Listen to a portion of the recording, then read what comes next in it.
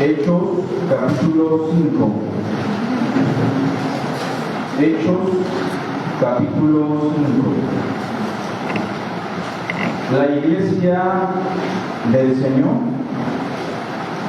siempre ha sufrido embates del enemigo. Siempre ha experimentado intentos de exterminio, o al menos embates que atentan en contra de la salud espiritual, de la buena salud espiritual de la iglesia.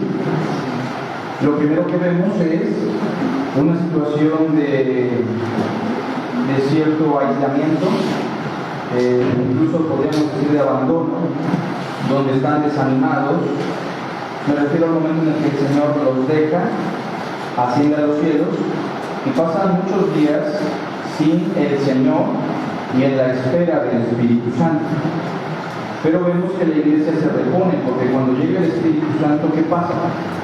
Se da un avivamiento, los hermanos se convierten en ministros capacitados por Dios, pero entonces encarcelan a Pedro y a Juan, un segundo embate. Pero la iglesia en oración pide confianza, pide valor, y empezaron a predicar con denuedo. Pero Satanás entonces dice, bueno, si no podemos destruir esta iglesia por los medios que tenemos afuera, vamos a intentar destruir la iglesia con los mismos elementos que están incluidos en ella. Y me refiero a los miembros que estaban en Jerusalén, Ananías y Zafira, quienes, motivados por un deseo perverso, por no decir por el mismísimo enemigo, quisieron dañar la salud espiritual de la iglesia de Jerusalén. Obviamente, como cualquier instrumento del enemigo, no se dan cuenta que están siendo utilizados por el mal.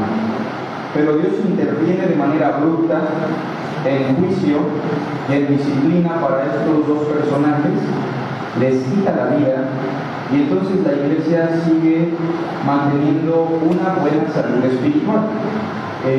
Más adelante, ya con mi pastor Israel, ustedes van a poder experimentar que la iglesia vuelve a sufrir otra crisis en el capítulo 6, tiene que ver con la murmuración y la falta de servidores. Pero hoy nos vamos a enfocar en el capítulo 5, del verso 12 al verso 16, de cómo después de lo ocurrido con Ananías y Zafira, algo que puede sonar abrupto, grotesco, exagerado para un cristianismo que está contextualizado en otra época, tal vez, en un cristianismo que vive bajo una perspectiva muchas veces liviana, ligera.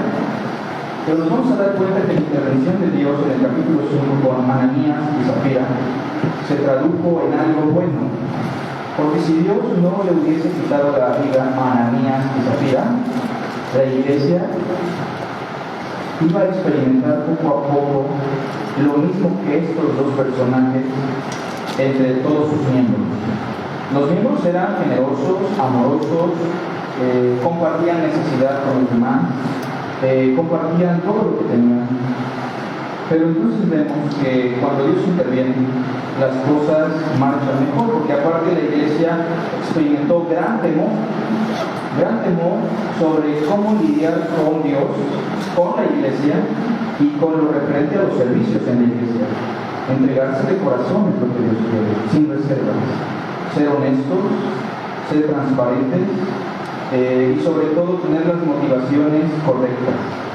Capítulo 5, verso 12 al 16, nos habla de una iglesia que se repone, o que al menos no sufre el golpeteo del enemigo. Verso 2. Y por la mano de los apóstoles se hacían muchas señales y prodigios en el pueblo. Esta es la tercera ocasión que Lucas enfatiza un apostolado autorizado por Dios y respaldado por señales y prodigios. También esta es la tercera ocasión que Lucas menciona la calidad espiritual de la iglesia en Jerusalén. Dice el verso 12, y estaban todos unánimes en el pórtico de Salomón. ¿Se acuerdan del salmo que leímos ahorita con la hermana Reina? crecerán plantados en la casa del Señor. La iglesia de Jerusalén aún seguía acudiendo al templo, o algunos sectores del templo de Herodes, conocido así por un rey llamado Herodes que lo ornamentó y lo levantó. Pero acudían al pórtico de Salomón, una puerta hermosa, un arco hermoso en el templo de aquellos días, donde se meditaba la palabra, donde se hacían preguntas, se daba respuesta. Fue precisamente ese pórtico en el que Pedro explicó lo que pasó con el cojo de nacimiento, ¿sí lo recuerdan? Pero aparte del pórtico de Salomón, es el lugar más cercano al lugar santísimo al que un ser humano común y corriente puede acceder. Obviamente que los sacerdotes, los levitas pueden acceder más al fondo, pero el pórtico de Salomón era el lugar que más te acercaba a la intimidad con Dios desde una perspectiva judía, obviamente. Lo interesante es que aparte de las señales y prodigios, todos los hermanos estaban unánimes en el pórtico de Salomón. Seguramente el pórtico de Salomón dejó de ser el área de los rabinos para convertirse en el cuartel de enseñanza y reflexión de los apóstoles. Verso 13. De los demás, en referencia al pueblo, a los inconversos, ninguno se atrevía a unirse a ellos. Es decir, había gente que aún no coincidía con la fe cristiana, no aceptaba al Señor y mucho menos se juntaba con los apóstoles o los cristianos. Sin embargo, dice el verso 13, el pueblo los alababa grandemente. Tenían buena opinión. Eran inconversos, eran detractores, pero al final de cuentas decían, bueno, pero al parecer esta agrupación tiene cosas buenas. Esta agrupación parece sincera. Son diferentes a los escribas, a los fariseos, a los saduceos, a los sacerdotes. Y los que creían en el Señor aumentaban más, gran número así de hombres como de mujeres, tanto que sacaban los enfermos a las calles y los ponían en camas y lechos para que al pasar Pedro, es curioso que se menciona a Pedro, hemos dicho al principio de este libro que la mitad del libro casi se enfoca en el protagonismo que tiene Pedro y la última mitad en el protagonismo que tiene Pablo. Pero dice aquí que al pasar Pedro, a lo menos su sombra cayese sobre alguno de ellos.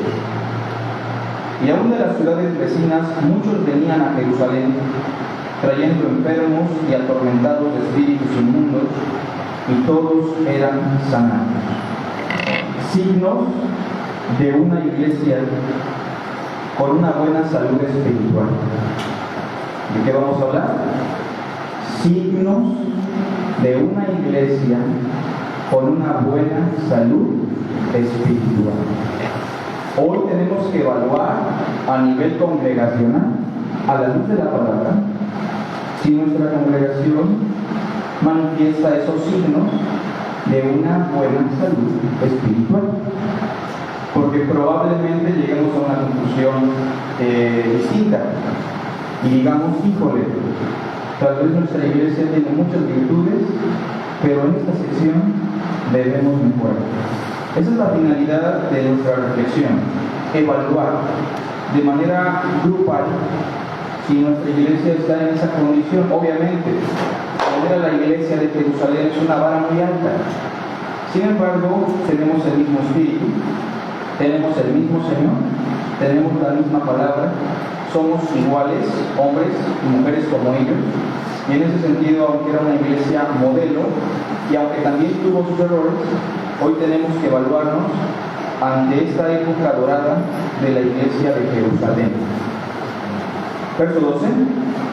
Y por la mano de los apóstoles se hacían muchas señales y prodigios en el pueblo. El texto griego usa la palabra muchas hasta el final, y es una forma de enfatizar que los milagros y prodigios eran muchísimos, eran variados, eran diversos. Note también que en el verso 12 usa una expresión, por la mano de los apóstoles.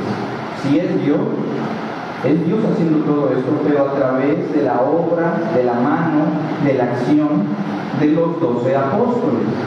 Y es aquí en donde nosotros llegamos al primer signo de una buena salud espiritual en la iglesia. Punto número 1. La manifestación del poder de Dios a través de los líderes de la iglesia. La manifestación del poder de Dios a través de los líderes de la iglesia. Sí, yo sé que algunos dirán, pero yo nunca he visto al hermano Carlos, al hermano Israel, hacer señales o prodigios. Bueno, claro, estamos en un contexto distinto porque las señales y prodigios, que eran abundantes y variadas en aquellos días, tienen que ver con un ministerio especial. Y me refiero al ministerio y liderazgo de los apóstoles. Debemos estar en común acuerdo que aunque Dios sigue haciendo milagros en nuestros días, y aunque Dios puede hacer un milagro a través de su servidor, el pastor Israel, o cualquier líder o hermano de la iglesia, los apóstoles fueron elegidos por Cristo y fueron dotados de una autoridad especial con la finalidad de hacer muchos milagros, señales y prodigios, y así confirmar que eran apóstoles de Cristo. De hecho, vamos a leer unos pasajes para ver esto y después vamos a una aplicación. Marcos, por favor, capítulo 3. Hay hermanos que a veces se quejan o a veces dicen con honestidad, pero ¿por qué la iglesia no experimenta milagros, prodigios, señales en abundancia como en aquellos días? Bueno, hay que enfatizar otra vez que Dios ya hace milagros, pero la abundancia de estos milagros tenía una finalidad: ser testimonio a los judíos en Jerusalén específicamente, para cumplir con algunos textos proféticos, y también confirmar que los 12 fueron elegidos por el Señor Jesucristo y dotados con esa autoridad. Aparte que las señales en Hechos siempre tienen como acompañamiento el mensaje del Evangelio. Note el capítulo 3, verso 13. Después subió al monte y llamó así a los que él quiso, y vinieron a él, y estableció a 12 para que estuviesen con él y para enviarlos a predicar juntos, y que tuviesen autoridad para sanar enfermedades y para echar fuera demonios. Esa autoridad especial le fue conferida a los apóstoles. Ahora, si va conmigo, por favor, a la segunda carta a los Corintios, capítulo 12, verso 11 en adelante. Pablo, como apóstol, y no siendo parte de los 12, pero sí elegido como un apóstol especial de Jesucristo, comisionado a los gentiles, fue dotado con la misma autoridad que los 12. Obviamente a Pablo siempre se le puso en tela de juicio por no formar parte de los 12 apóstoles, por no formar parte de ese número. Sin embargo, él demuestra que es apóstol, y esto es importante, porque el signo de un apóstol, entre muchas otras cosas, es la manifestación de señales y prodigios. Verso 11: me he hecho un necio al gloriarme. Pablo empieza a hablar de las bendiciones que Dios le ha dado, capacidades, cosas extraordinarias. Y él dice, yo no debía hacer esto. Obviamente no es sensato que alguien se empiece a gloriar, pero vosotros me obligasteis a ello. ¿Por qué?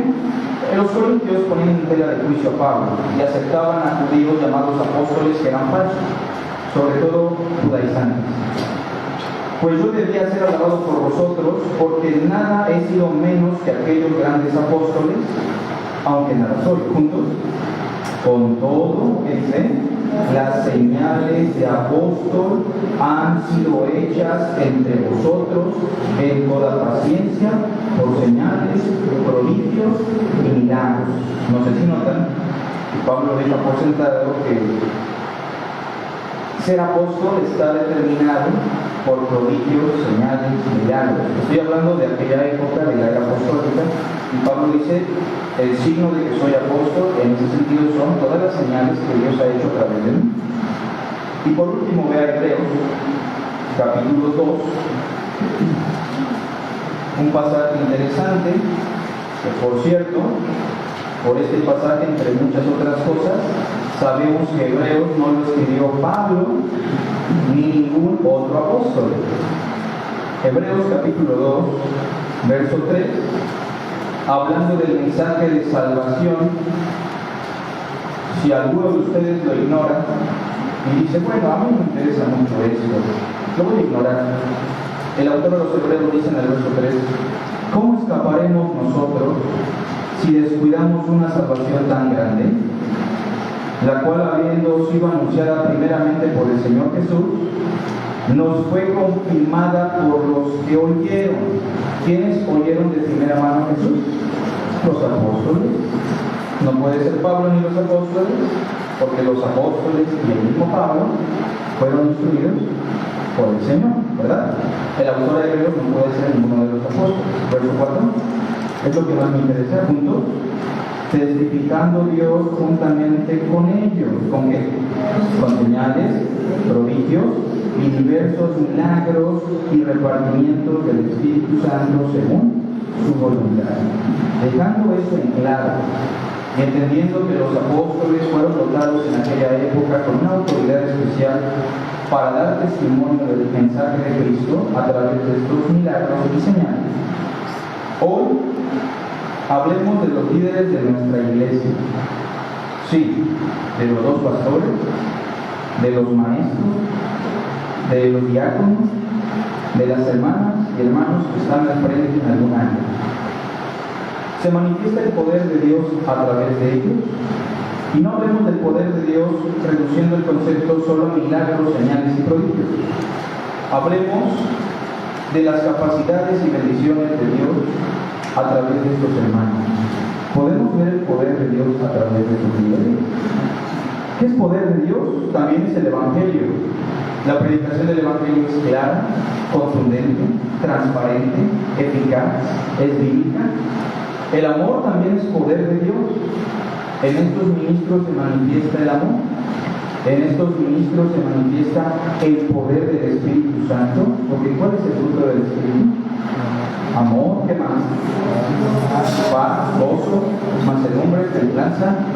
Es decir, el poder de Dios realmente se está manifestando en nuestros líderes, porque un signo de una buena salud espiritual es el liderazgo de la iglesia.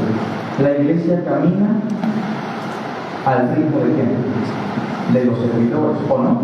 Y la iglesia es un reflejo de lo que son sus líderes también, ¿cierto o no, hermano? No estamos diciendo que sean la cabeza, no estamos diciendo que sean de alguna forma la máxima autoridad, porque Cristo es la cabeza y máxima autoridad, pero el reflejo de lo que son los líderes es la iglesia. Y en ese sentido, preguntémonos si nosotros cumplimos como líderes, hermanos, una buena calidad espiritual. ¿Dios está obrando a través de nosotros? ¿Podemos decir que realmente el poder de Dios se despliega desde estos hermanos que Dios ha colocado en el liderazgo de la iglesia, la verdad que permanece? Esa es una primera cualidad que yo quiero que meditemos. Y de manera personal debo pensar, yo personalmente, si estoy en esa situación. ¿Cómo pasa?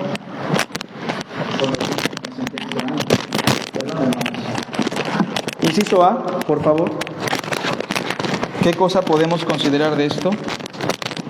Que cuando se manifiesta el poder de Dios a través de los líderes de la iglesia, esto confirma el llamado de los líderes. En la ciudad de Cardel es triste saber que aunque hay muchas iglesias, casi todos los líderes están acusados de desenfreno. No solo en Cardel, creo que en todas partes, ¿no? Creo que me han abrumado de eso en Cardel, pero creo que en todas partes pasa. Acusados de desenfreno, desfalco económico, inmoralidad sexual, problemas graves en su familia, son groseros con la membresía, son pendencieros, son autoritarios, no se manifiesta el poder de Dios. Y me temo que tal vez nosotros podemos llegar a caer en algo similar. Y por eso, hermanos, debemos entender que cuando Dios llama a un líder, a un siervo, el poder de Dios se va a manifestar, y si se manifiesta el poder de Dios, se está confirmando el llamado de ese líder o de esos líderes. Y si el poder de Dios no se está manifestando, todo lo contrario, lo que se manifiesta es algo incorrecto, Dios nos está diciendo: este hombre yo no lo escogí, a esta mujer yo no la llamé. O como diría Jeremías en su tiempo: el profeta que tuviere sueño, cuenta el sueño, y aquel a quien le venga mi palabra verdadera, hable mi palabra verdadera. ¿Qué tiene que ver la paja con el trigo?, dice el Señor. Inciso B. Aparte, el poder de los líderes de nuestra iglesia, cuando es manifestado, también testifica del poder de Dios a los incrédulos. Aún los incrédulos pueden decir: pues son pastores, son líderes, son maestros de la iglesia, son diáconos, no compagino con ellos, no me gusta su fe, no creo en lo que ellos creen, pero puedo decir que son buenos hombres. Al menos puedo decir que son honestos, son rectos, son transparentes, y que no digan de nosotros allá afuera: pues sí, es el pastor, pero híjole, el otro día me cobró de más con los helados, ¿no? Pues sí, Israel es pastor, pero por ahí me hackeó algo el otro día, ¿no?, de mi tarjeta. O sea, si realmente Dios nos está respaldando, los incrédulos, hermanos, van a también percibir el poder de Dios, y tarde que temprano se van a acercar. Ese es un primer signo. Veamos el capítulo 5 otra vez, versículo 12. Y por la mano de los apóstoles se hacían muchas señales y prodigios en el pueblo, y estaban todos unánimes, ¿en dónde? En el pórtico de Salomón. Bueno, ya hablamos de los líderes, hablemos de la iglesia, porque a veces la iglesia tiene buenos líderes y el pueblo es rebeldón, ¿verdad? ¿Se acuerdan de Moisés? ¿Era un buen líder o no? Y nada más se subió tantito a la montaña y el pueblo hizo un becerro de oro. ¿Era un buen líder Samuel? Era un buen líder Samuel, sin duda, pero el pueblo hacía lo que bien le parecía. A veces pasa, hermanos. Y entonces aquí hablemos de una segunda cualidad que destaca en el verso 12 al final. Dice que todos estaban unánimes en el pórtico de Salomón. Número 2, un segundo signo de una buena salud espiritual es la necesidad general. Ya no es una necesidad parcial, es la necesidad general por el crecimiento espiritual. Todos estaban en el pórtico de Salomón, hermanos y hermanas, ancianos y jóvenes. El texto griego alude a eso. De hecho, Hechos, en muchas de sus secciones, menciona esa expresión. Y la multitud de los que habían creído eran de un corazón y un alma, o todos vendían sus propiedades y todos perseveraban. Y el crecimiento espiritual es una necesidad. El problema es que a veces esa necesidad espiritual no la percibimos a nivel general. No sé si me explico. Por ejemplo, hermanos, ¿qué es lo mejor que puedo hacer yo el domingo por la mañana? Venir a la iglesia, ¿o no? ¿Qué es lo mejor que podemos hacer el sábado cada 15 días por la tarde-noche? La reunión de oración, ¿o no? No, pero es que tengo mis niños chiquitos. Hermanos, ¿cuántos hermanos tienen niños chiquitos y pueden asistir? No, es que yo ya estoy muy grande. Es que el camión no pasa por acá. Hermanos, cuando tenemos necesidad espiritual, siempre va a haber una forma o no. Y cuando no queremos, siempre va a haber un pretexto. Aquí vemos que estos hermanos estaban todos unánimes en el pórtico de Salomón. Quiero contextualizarlos un poco sobre el pórtico de Salomón. El pórtico de Salomón, hace ratito les dije, es el lugar del templo donde más cerca podías llegar del lugar santísimo. Podían entrar eruditos, podían entrar teólogos, hombres, mujeres, incluso se dice que podían entrar gentiles, como en el atrio de los gentiles. Y en el pórtico de Salomón no solamente se subía para orar, en el pórtico de Salomón se sentaban los rabinos antes de los apóstoles y daban cátedra de Moisés, enseñaban la ley. En el tiempo de los apóstoles, ¿quiénes se sentaban en el pórtico de Salomón para enseñar? Los apóstoles. Les pregunto, hermanos, ¿nuestra iglesia tiene pórtico de Salomón o no? Pensemos de manera figurada. ¿Tenemos enseñanzas? ¿Tenemos oración? Y mire que a veces creo que hasta tenemos de más, ¿no? Hagamos una evaluación. Lunes, ¿quién tiene célula de oración? ¿Nadie? Bueno, lunes no. Martes, ¿qué actividad hay? ¿Célula de oración? Miércoles, ¿qué actividad tenemos? ¿Nada? Jueves, enseñanza. Tenemos enseñanza aquí, los jueves. Viernes, ¿qué tenemos? Célula de oración. Sábado hay un seminario para los que quieran asistir. Y domingo tenemos culto. Hay mucha actividad, hermanos. No nos conformemos con hacer lo que está simplemente a la mano, como el domingo por la mañana. No se trata de cumplir con un protocolo. Tampoco se trata de caer en un activismo sin sentido. ¿Me explico? Pero lo más importante es que yo me pregunte, ¿tengo un hambre genuina por crecer en la palabra? ¿Tengo un hambre genuina por capacitarme? ¿Realmente me interesa la oración que viene el domingo? ¿A qué horas es? A las 10 de la mañana. Todos unánimes en un hambre por Dios. Como el siervo busca por las aguas, ¿qué dice el texto? Así clama mi alma por ti, oh Dios. No es que tengo trabajo ese día. Si me cae chamba no llego. Pásenla bonito, hermanos, pero yo no voy a poder. No es correcto, hermanos. Evaluemos nuestra situación. Yo sé que a veces es imposible, ¿verdad? Pero muchos de nosotros tenemos trabajos que sí son flexibles. Por ejemplo, hermanos, los comerciantes, sí podemos muchas veces moldear nuestro tiempo o no. Pero a veces ni así, hermanos. Tenemos que aprender a darle prioridad a las cosas del Señor. Segundo signo, repetimos, un hambre general o necesidad general por el crecimiento espiritual. A veces yo personalmente soy el que me doy cuenta que pierdo el hambre por Dios. No sé si le ha pasado a usted. Yo a veces digo, ¿y por qué estoy haciendo el sermón si ni siquiera tengo ganas de estudiar? A veces pasan semanas y leo meramente por el compromiso de leer la Biblia. A veces asisto, predico, aconsejo y me doy cuenta, hermanos, que la necesidad por Dios se acaba.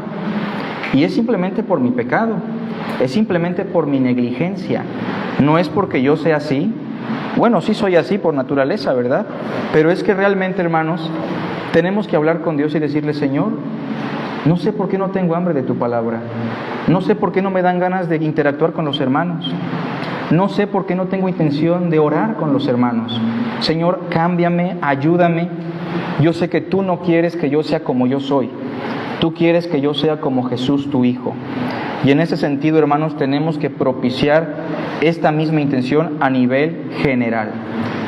Si no hay nada que hacer el jueves, vengamos a la iglesia. Si no hay nada más importante que hacer el domingo, vengamos al culto. Vayamos a la oración, hermanos. No lo veamos como una carga, sino como un privilegio. Porque creo que la iglesia de Jerusalén lo veía como un privilegio. Mire, vamos a tener un congreso. ¿Cuánta gente va a ir? Seguramente mucha, ¿verdad? Pero si les decimos, va a venir, como hace ratito decía Olivares, va a venir Paul Washer, ¿no? Va a venir Sugel Michelén. Hasta los que andan más chuecos en la iglesia llegan, ¿no? Y hasta pagan, ¿no? 500 pesos sale, ahí está, no pasa nada. Pero como les dicen que va a predicar el hermano Carlitos y el hermano Isra, ¿verdad? Ni se anotan para servir, no es cierto. Pero no es verdad, hermanos, que a veces nuestras motivaciones son otras. Yo sé que estar en el pórtico de Salomón a los pies de Pedro, Juan, Jacobo y los 12 debió ser hermoso. Y aunque pudieron predicar más bonito que yo y que Isra, no predicaban un mejor mensaje, porque el mensaje que predicamos es el mismo. Entendamos, hermanos, que la actividad eclesiástica en su correcto orden es saludable, es buena, y deberíamos pedirle a Dios hambre. Todos nosotros pasamos por una carencia espiritual y a veces también como iglesia. Pero Jeremías, cuando le dijo, Señor, ya me quiero retirar, él mismo dijo, pero hay un fuego dentro de mí que me consume, que no me deja. Moisés también se quiso retirar, hermanos. Muchos pasan por situaciones de carencia espiritual. Entramos a este sistema de protocolo cristiano, pero ya es hora de que abramos los ojos y que busquemos ese pórtico de Salomón en el contexto de nuestra iglesia. Punto número 3. Hablemos de una tercera cualidad de una iglesia saludable. Los líderes estaban respaldados por Dios, ¿no? La iglesia en general tenía hambre por la palabra, por la oración, por la necesidad espiritual. No era un mero compromiso, era una gran necesidad. Y en tercer lugar, una buena opinión de los incrédulos sobre la iglesia. Ven el verso 13. De los demás, ¿qué dice? Ninguno se atrevía a juntarse con ellos. O sea, había gente que no quería nada con la fe. ¿Qué dice? Mas el pueblo, o sin embargo el pueblo, los alababa grandemente. ¿Qué opinan los vecinos de nuestro edificio? Los de allá abajo, ¿no? O los de allá abajo sobre los de arriba. ¿Qué opinan sobre nosotros? ¿Son personas que realmente se puede decir son transparentes? ¿Son honestos? ¿Qué opinan de usted sus vecinos? ¿Tienen buena opinión de usted? Hace tiempo visité a un pastor y yo llegando en mi carrito le dije, pastor, buenas tardes, gritando como me caracteriza el saludo, ¿no? Y entonces el pastor se me quedó viendo un poco feo. Yo dije, bueno, no voy a pensar mal, de por sí el hermano tiene la mirada diferente, ¿verdad? Pero el hermano después me exhortó y me dijo, hermano, quiero hablar con usted. Y yo, dígame, hermano, ¿qué hice? Es que el otro día que usted vino a verme a la casa me dijo, hola, pastor, y enfrente de todos mis vecinos, no lo vuelva a hacer, por favor. ¿Qué no sabe usted que yo tengo problemas con todos los vecinos? Yo no quiero que sepan que soy pastor. Al final terminó exhortado el hermano, ¿verdad?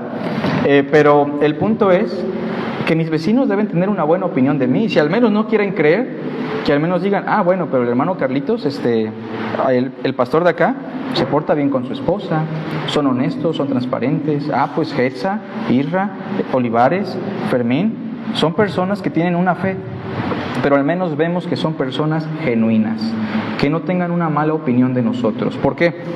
Primero, porque si tienen una mala opinión, regularmente es por nuestra culpa, hermanos. Y Pablo le dice a Tito, de modo que el adversario se avergüence y no tenga nada malo que decir de vosotros. Es por esa razón que la frase que dice, a mí no me interesa lo que piensen los demás, me interesa lo que piense Dios, a veces es una frase ambigua, porque a Dios le interesa mucho también lo que los demás piensan de nosotros como sus hijos, que tengan buen testimonio de los de afuera, para que no caigan en descrédito y en lazo del diablo. Esa es una tercera cualidad o signo de una buena salud espiritual. Leamos el verso 14. Y los que creían en el Señor aumentaban más, gran número así de hombres como de mujeres. Punto número 4. Una reproducción numérica en los miembros de la iglesia. Y obviamente hablamos de una reproducción numérica genuina, miembros genuinos, creyentes auténticos. Pregunto, ¿los números importan o no? Pues a veces no, ¿verdad? Como cuando Cristo empezó, ¿cuántos eran? Pues bien poquitos. El número no reflejaba el valor, la eficacia y la calidad espiritual de lo que estaba ocurriendo. Pero a veces los números sí reflejan la calidad espiritual de la congregación. O sea, a veces nuestra iglesia o las iglesias no crecen numéricamente, y es que no estamos interesados tanto en los números, obviamente, sino en la calidad. Pero los números, el crecimiento numérico sí determina muchas veces la calidad espiritual de la congregación. Por ejemplo, si lejos de crecer la iglesia empieza a menguar, ¿no es un signo de que algo anda mal, hermanos? Sí, obviamente podríamos usar frases que justifiquen el hecho, ¿no? Pues entre menos, más alimento espiritual hay para nosotros, ¿no? O cosas como esas. Pero el punto es que en el libro de los Hechos, si usted pone atención, La buena salud espiritual de la iglesia siempre se tradujo en una reproducción numérica. En Hechos capítulo 2, en Hechos capítulo 5, en Hechos capítulo 11, los números se veían reflejados en ese sentido. La gente se agregaba, la gente creía en el Señor, se añadían a la iglesia los que iban a ser salvos. Y preguntémonos nosotros hoy también, ¿los hermanos que venían hace un año a nuestra iglesia siguen asistiendo? ¿Todos? Los hermanos que empezaron a venir, no sé, hace unos meses y que tal vez venían como simpatizantes, ¿fuimos capaces de darles la atención, llevarles la palabra, orar por ellos y están aún entre nosotros? Porque muchas veces, hermanos, queremos salir a evangelizar, queremos ir a los parques, los hospitales, ¿no? Y es una buena intención. Yo con mi hermano Fran he salido algunas veces. Y en muchas iglesias, yo como un pastor de 10 años y cristiano de 14, me he dado cuenta que queremos compensar la carencia de miembros en la iglesia con el evangelismo, pensando que así van a llegar. Pero cuando la iglesia es saludable espiritualmente, ¿qué dice Hechos? El Señor añadía a la iglesia a los que tenían que ser salvos. Salimos a predicar no para hacer proselitismo. Alguien dígame para qué salimos a predicar. ¿Para ser prosélitos? ¿Para crecer en números? Si lo hacemos con esa intención nos vamos a frustrar, ¿eh? ¿Para qué salimos a predicar a las calles? Para dar testimonio de una verdad importante del Señor Jesús y de la resurrección de los muertos. Si creen o no creen, hicimos bien el trabajo. Si vienen o no vienen, no nos interesa mucho. Nos interesa en ese momento dar testimonio de Cristo. Pero si la iglesia es saludable, la iglesia se va a multiplicar. Y termino, hermanos, con un punto importante. Punto número 5. Otro signo de una buena salud espiritual: la influencia de hermanos, le agrego ahí hermanas también, ¿verdad? La influencia de hermanos que determinan un cambio en la vida de los demás. Todos los hermanos son especiales, ¿verdad? Es más, todos nos sentimos especiales. Y todos somos especiales para Dios, porque somos diferentes. La diversidad es importante. Pero pregunto, ¿usted ha conocido en su vida cristiana hermanos o hermanas que tienen tan buena relación con Dios, que son tan influyentes, que tan solo el poco tiempo que usted pasó con esa persona cambió y determinó el rumbo de su vida? Yo tengo en la mente al menos a 3 personas. La primera fue la que me predicó el Evangelio y me dio un poquito de conocimiento del Señor. Su influencia determinó para siempre mi rumbo, ¿se entiende? Y cada vez que veo a esa persona quisiera platicar más y más y más y escuchar la sabiduría que Dios le ha dado. La segunda persona ya no está aquí, está con el Señor, pero recuerdo que su vida impactó mi vida en cuanto a qué servir a Dios, en cuanto a qué significa ser sacrificado, en cuanto a lo que significa ser sufrido. Y la tercera persona era un pastor que de alguna manera ya no solo es mi pastor, porque ahora tengo también a Isra, ¿verdad? Pero el pastor Dani fue una influencia que determinó mucho mi vida cristiana, mi labor como maestro, como pastor. Y cada vez que yo tengo un tiempo y lo veo ocupado al hermano, estoy ahí esperando para ver si me da un chance, hacer unas preguntas, pedirle un consejo, porque yo quisiera que al menos unas cuantas palabras, un cuanto tiempo me pudiera ayudar a sabiendas de que es una persona que pasa tiempo con Dios. Y eso es lo que encontramos en el verso 15, mire. Dice que el número creció, hombres y mujeres, tanto que sacaban los enfermos a las calles y los ponían en camas y lechos para que al pasar, ¿quién? El traidor, ¿verdad? O más bien el que negó al Señor.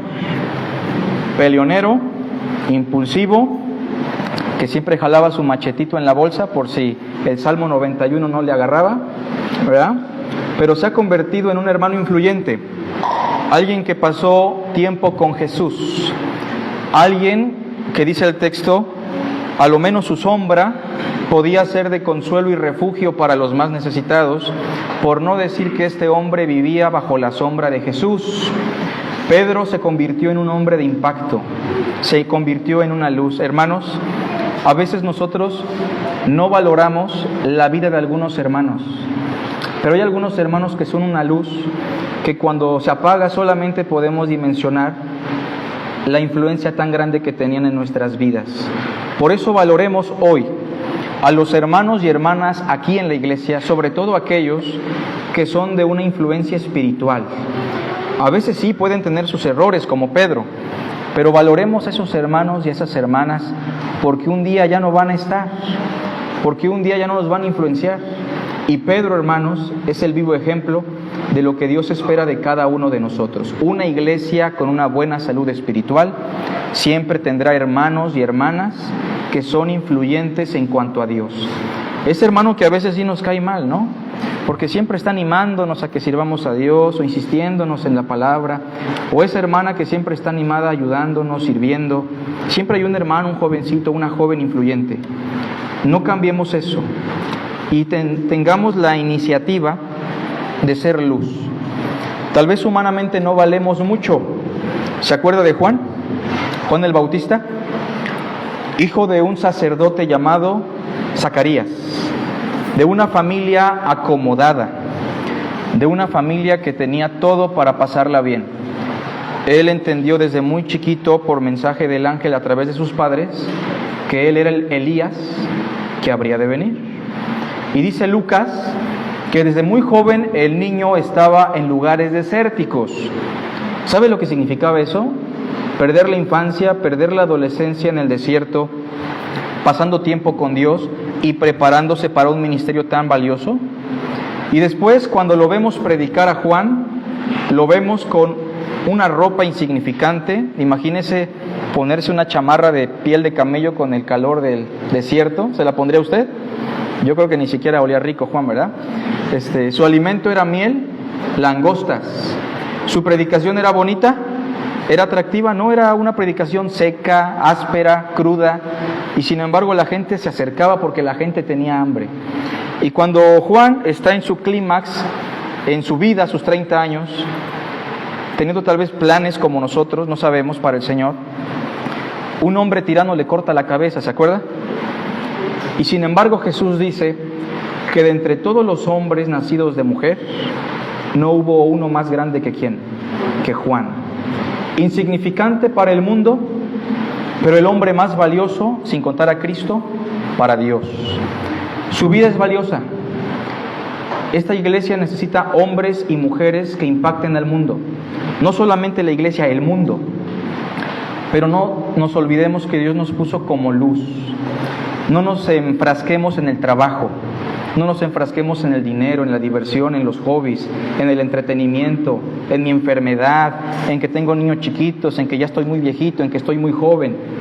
Podemos servir a Dios y podemos ser luz en la medida de lo que Dios nos da hoy. ¿Qué tenía Juan para ofrecer? Simplemente su voz, una voz que clama en el desierto. ¿Qué tenía Pedro para ofrecer? Era un pescador. Y hasta mal pescador porque nunca agarraba nada, ¿verdad? Pero vemos que Dios lo utilizó y Pedro pudo impactar a Jerusalén y a todas las comunidades. No me imagino a Pedro como un hombre que caminaba con soberbia esperando a que los enfermos se acercaran. Pero sí me imagino a un hombre humilde, transformado, que está siendo usado por Dios con señales y prodigios. Sea quien seas tú, hombre o mujer, extrovertido, introvertida, Dios quiere usarte y Dios quiere que hoy salgas con una actitud distinta y que la iglesia de Cristo pueda impactar. No nos preocupemos ahorita por impactar al mundo, preocupémonos por impactar a la comunidad de fe. Signos de una iglesia con una salud espiritual aceptable. Oremos a Dios. Padre, te damos gracias por tu palabra. Cámbianos, transfórmanos, haznos como a tu Hijo. Ayúdame principalmente a mí, Señor, que soy pecador, que soy imperfecto. Ayuda a mi pastor Israel también, Señor, a ser cada vez mejor. A los líderes, a las hermanitas, a los diáconos, a todos los que están aquí hoy, Señor. Somos imperfectos y necesitamos de tu luz, de tu guía. Transfórmanos, Padre, por favor. Te lo rogamos en el nombre de Cristo Jesús. Amén.